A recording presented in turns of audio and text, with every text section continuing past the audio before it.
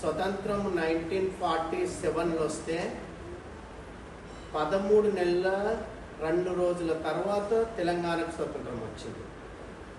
ఒక రజాకార్ పాలన నడిచిన సమయంలో భారతదేశం మొత్తంలో స్వతంత్రం వస్తే ఒక 6 ప్రస్థానాలు అనేసి మన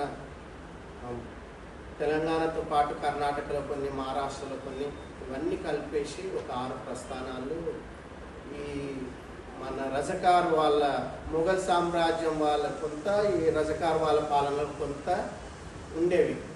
అయితే వాళ్ళు స్వతంత్రం వచ్చేసినాక తెలంగాణలో జాతీయ జెండా, భారతదేశం మొత్తంలో జాతీయ జెండలు ఆఖరికి కాశ్మీర్తో సహా ఎగిరేస్తుంటే కూడా తెలంగాణలో ఎక్కడైనా ఒక మన జాతీయ జెండా గిట్ట కనిపిస్తే వాళ్ళని కాల్ చేయడము, లేకుంటే వాళ్ళను ఏదో ఒక విధంగా హింసించడం, లేకుంటే తీసుకెళ్లి జైల్లో వేయడం లాంటి కార్యక్రమాలు ఆ రోజు రజాకార్ పాలన చేపట్టడం జరిగింది.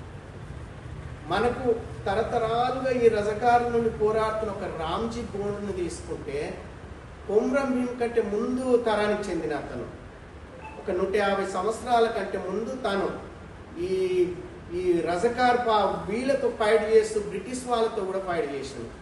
వారిని ఏం చేశారు తెలుసా? ఇలాంటి వాడు పుట్టొద్దు, మళ్ళీ వీరి పేరు చెప్తే కూడా మిగతా వాళ్ళు భయపడాలి, వణకాలనే ఉద్దేశంతో నిర్మల్ జిల్లాలో ఒక మర్రి చెట్టు ఉంటుంది. ఆ మర్రి చెట్టు మాకు అమిత్ షా ప్రోగ్రాం పెట్టిన రోజు నేను అక్కడ రామ్జీ గోండ్ వారిని గురితీసిన మర్రి చెట్టును కూడా చూడడం జరిగింది.